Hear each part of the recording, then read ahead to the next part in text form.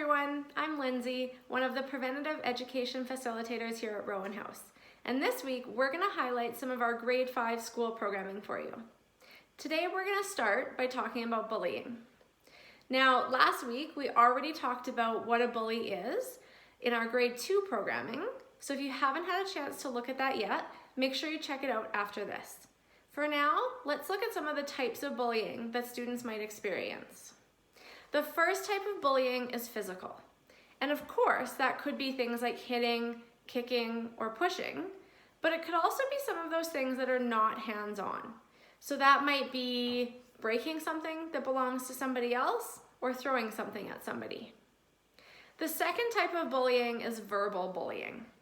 And verbal bullying is often what leaves long-lasting negative consequences for people. That is not only what we say, but how we say something. So it could be the name calling or the put downs, or maybe making fun of somebody that person cares about, but it could also be yelling and screaming. The third type of bullying you've probably heard of, unfortunately. It's becoming a lot more common, even in elementary schools. This type of bullying is called cyberbullying. And cyberbullying is anything that happens online or through technology. So maybe on a text message, social media, or online gaming. And cyberbullying is very similar to verbal bullying. It just happens in a different way. So it might be name calling through text message, or it might be liking or commenting something negative on a post that somebody has put on social media. Anything that's hurtful that's done through technology. The fourth and final type of bullying is called social bullying. And social bullying is very much what we've already talked about, but the difference is that it happens in a group of people. So it's usually more than one person bullying another. That might be talking behind somebody's back and spreading rumors. It could be purposely always leaving one person out, or it could be a group of people who are cyberbullying another person. Now, of course, if you or anybody that you know is experiencing bullying, we hope that you get support. You ask a teacher or a parent or someone you trust for help. But we also know that being in grade 5 or any of those older elementary grades means that you have an opportunity to stand up for other students as well. So if you see someone else being bullied, it's really important that you do something to help.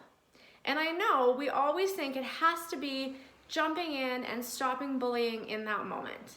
That's not always the case. If we feel safe to do so, we might ask that person to stop or ask the person experiencing it if they want to go play somewhere else.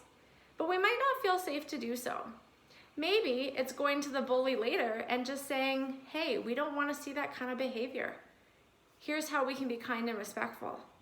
Or maybe it's going to the person who's experiencing bullying and saying, you know what, I'm here for you.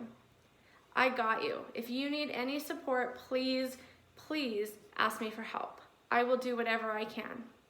And sometimes it's just spending time with that person or letting them know that you care. We might not think that makes a big difference, but it really does.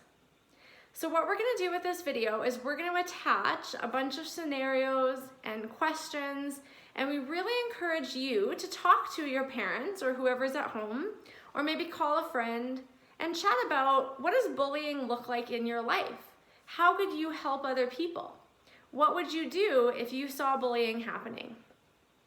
And be sure to tune in tomorrow for our second part of grade 5 programming, where we talk about the opposite of today, and we talk about being kind. Have a great day, everyone.